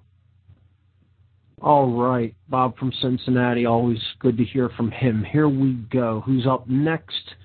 All right, Joe from Philadelphia. You're on What on Earth is Happening. What do you have for us tonight? How you doing? Thanks for taking my call. I'm kind of new to your show, so I hope this isn't a little off topic. I don't think it is, but here we go. Jordan Maxwell says quite eloquently, still can't say it, we didn't evolve from monkeys, we're evolving into monkeys. I'm trying to connect all the dots, and this is kind of currently what I've come to, so please let me know where I've gone wrong. According to many interpretations of the Bible, we came from gods, perhaps the mythological fallen angels, who were similar to people but have additional powers, such as telepathy, enormous strength, etc. Now, supposedly, these gods mated or blended genes with beings from Earth. After the genetic manipulation, these new human beings had godlike powers but also had Earth-like animal instinct. Now, over time, the genetic manipulation got a little watered down and continues to do so. However, the elite tried to maintain this genetic code of the original gods by way of kings, popes, etc. So I was curious to know if organized exterminations and genocide that we're currently witnessing are attempts by cultists to eliminate what are interpreted to be inferior genes compared to those of the original gods. Absolutely. That is exactly what's being done because these people are eugenicists. You need to understand eugenics and what this agenda is and what it means. And indeed, I don't get into that aspect in my What on Earth is Happening presentation because it is specific to human freedom and mind control in general are the principal concepts that I lay out in that presentation and on this show. However, I have done extensive research in these fields. I think what the basic storyline there that you outlined is quite on point, and this does point to the ancient ancestral lineage of kings that ruled by divine right. This is where the divine right of kings and queens comes from, and I encourage people to look into ancient human origins, to look into human origins as a concept in general. I've said before on the show I don't believe in creationism, nor do I believe in macrobiological Darwinian evolution, This is the middle ground between those things, and it explains so much about what's going on in our world. The reason I don't get into it on What on Earth is Happening that much, I have spoken on different topics such as this as part of UFO-related conventions and symposiums. But I have a presentation called "Don't Count on Disclosure" that I've given in the past, and it touches on all of these topics. I separated it out as a separate presentation because not many people are ready to hear information like that. They're not ready for it. They're not ready to hear there's such a thing as mind control, let alone something beyond that, because it does paint a dark picture of what life on this world is about. I tell people, you want to hear a very accurate allegorical picture of what's really going on in the world. The closest thing I could suggest to somebody, if you want the broad picture of what's really playing out here, and don't expect it to be something that's comfortable. It's quite disturbing. It shows us really where we're at and what our work that lies ahead really is. Watch H.G. Wells's Time Machine movie. The movie, and specifically, you can read the book. The book is great too, but watch the movie, the newest version of the movie, not the old film from, I believe, the 60s or maybe the 50s. Watch the 1990s version of the Time Machine, which got terrible reviews, didn't play very long in theaters. But I'll tell you what, that's the closest thing that I have ever seen made in a movie to what's really going on this planet. That and the movie They Live, John Carpenter's They Live from the mid-'80s. Okay, but H.G. Wells' Time Machine, it's about the human race essentially being food for other races, basically being farmed here and culled from time to time. And they just think that it's, these people just live and think it's normal. When he goes into the future, he confronts these people and they say, this is just the world as it is.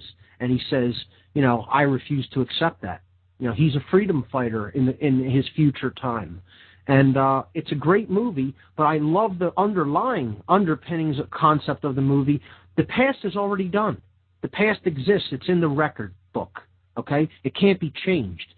Whatever may have happened in our ancient past happened, and it's done, okay? You can't change the past, but you can do something to change the future if you have enough courage and you're willing to get involved. Well, can I ask one more question? Sure. Into that? Yes. Could you explain the significance of Aldebaran and Sirius? I don't know why, but I run into Venus sometimes when I'm trying to decipher all these, and what their connections are to the human quote-unquote mission. Yeah, Aldebaran in some mystical traditions is, there's different pronunciations of that. I just call it Aldebaran. Different mystical traditions think that this is some sort of a central spiritual hub. It's like a star that acts as a central spiritual hub for a wider portion of the galaxy. Now, I don't know whether I subscribe to that necessarily. I'm just telling you what some people's interpretations are of it. And what was the other one? Sirius. Sirius is where certain people claim that certain other races descended from, that general vicinity of the sky that we call the Sirius system, the dog star, okay, and that they came to this system from that area of space. Whether that's true or not, I don't have direct first-hand knowledge of, but there are certain ancient cultures that brought this up and said, yes, this is where some of our, ruling classes claim to be descended from. Now, hey, you could say maybe that's the case, or maybe they just claimed that was the case. Maybe we just did all happen to come from here, but they're claiming, okay, we're gods who came here because they had advanced technology that may have been left over from another cataclysm that happened here. And then when they went to try to rule these indigenous people who were, also left over from the cataclysm, who didn't have access to their advanced technology, maybe they just tried to convince them that they were gods from other places in the universe. It's quite feasible as well. So, both of those are possibilities. I don't claim to know the exact truth about that or be an authority on any of those things. I'm seeking those answers like anyone else. When people ask me, what do you still really want to know as far as factual knowledge, one of the first things I always say is what really happened in our ancient past and what is the true story of human origins. I mean, the real, fundamental true story of it. We have fragmented pieces of this puzzle. We need to work together to bring these pieces to the table and assemble them. Okay, that's my take on that. Okay, thanks a lot. I appreciate it. Absolutely. Great call and great topics, and I think they're all very important, and really we should, discuss those things, and we should come together to try to provide answers to those questions. So let me see if anybody else, yes, here we go. Caller from Southeast Pennsylvania. You're on What on Earth is Happening? My good friend Mark Passio. How are you? Eric G., what's up, man? I'm good. You know what, dude? I literally had chills when you mentioned the film Time Machine, because I was just thinking about that film like 2 days ago. There's a 1978 version. Yes. A TV film version. And my grandmother showed that to me in like 1989, 1990. And I remember watching it, and I kind of didn't really pay attention to the end, but I kind of remembered some of it, and I was thinking about the end the other day, and I was like, man, I need to watch that movie again because the end was really freaky. And then you just mentioned it now, and that was just really bizarre. I enjoyed the old version as well.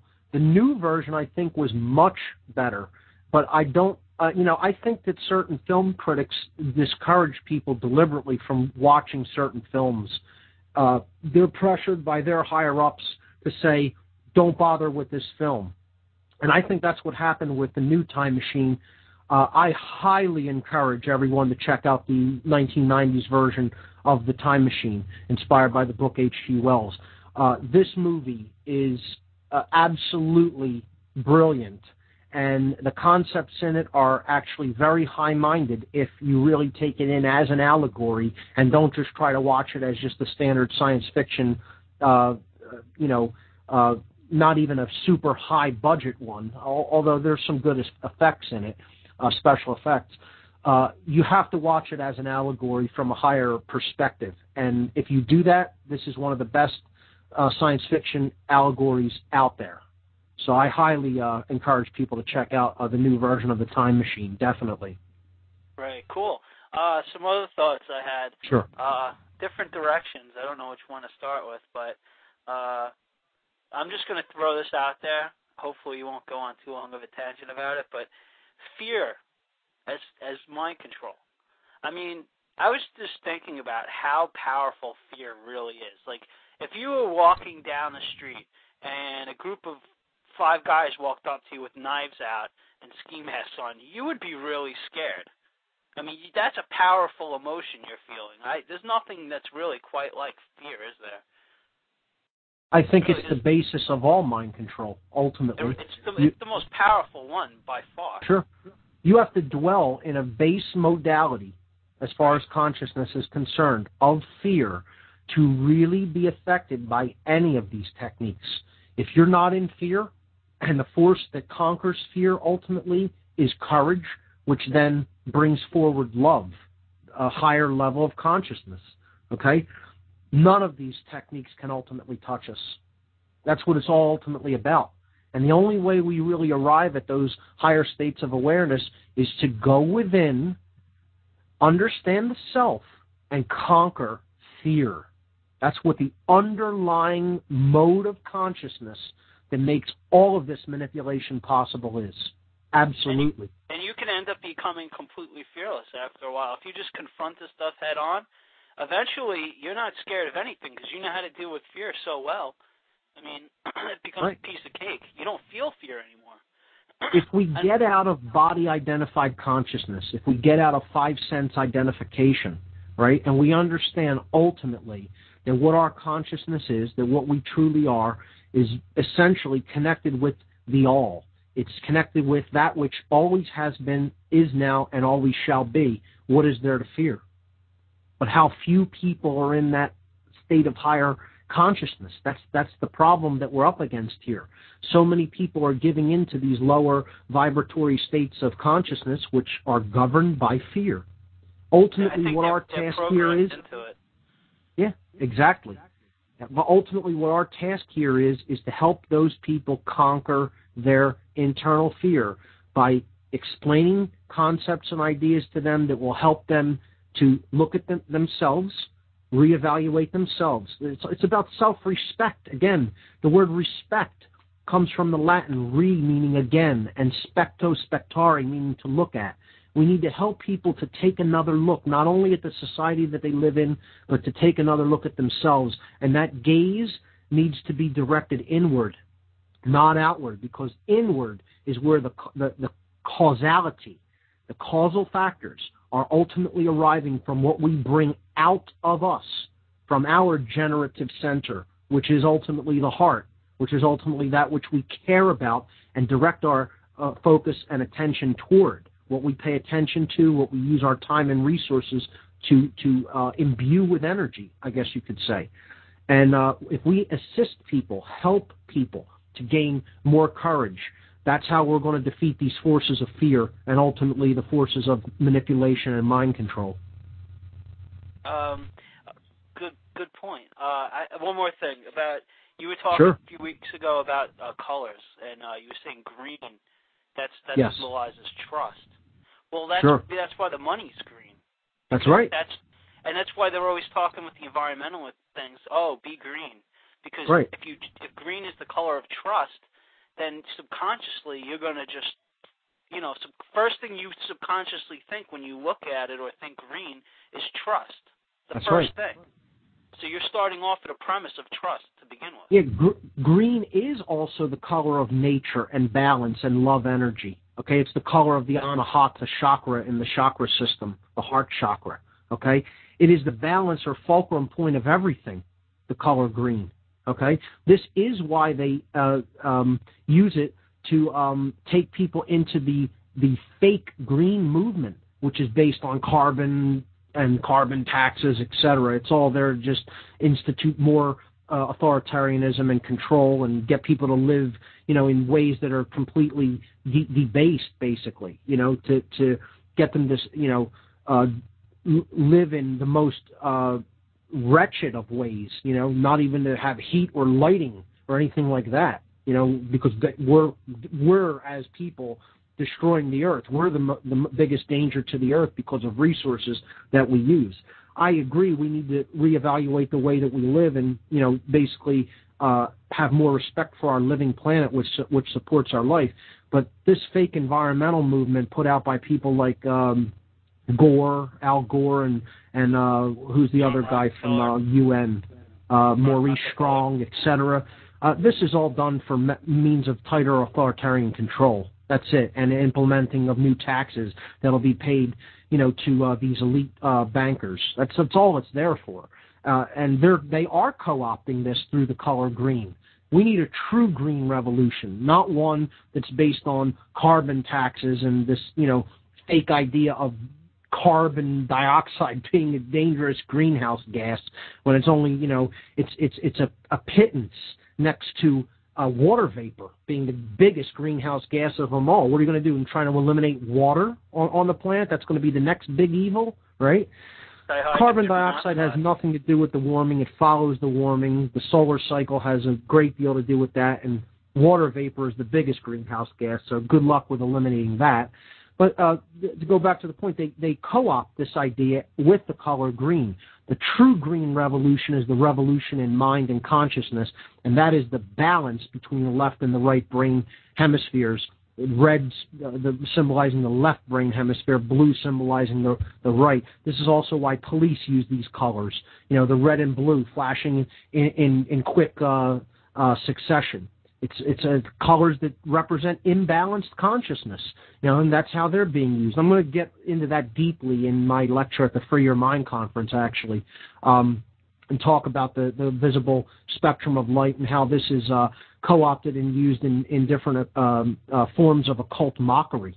That's going to be my topic at the Free Your Mind conference, occult mockery, about how they mock the police with these colors and their uniforms and symbols and the military, and how it's put on money for these very, very topics, and how they mock the average person that understands nothing of this. Well, Mark, it was nice talking to you, getting on your show again. And how's everything going with the Mind Control Conference? Is it getting booked up? It's pretty good, yeah. It's better than it had been. I was kind of in a funk about it for a while, but some people have stepped up, and we had a good response for the last fundraiser. We're going to try to put one more fundraiser together on the 18th. That's not completely confirmed yet, so I couldn't announce it tonight. But over the next day or two, I'm going to try to have some information up on the site about that.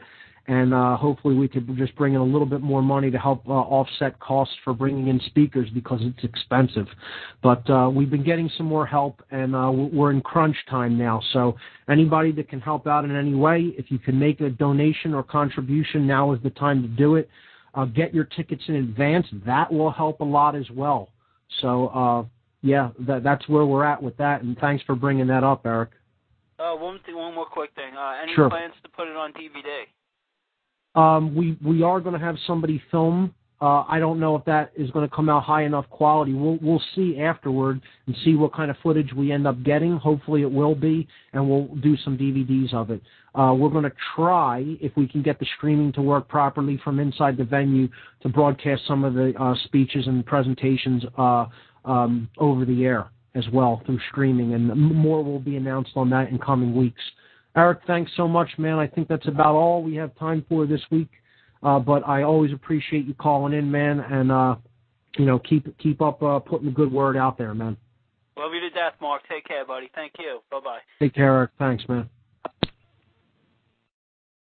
All right.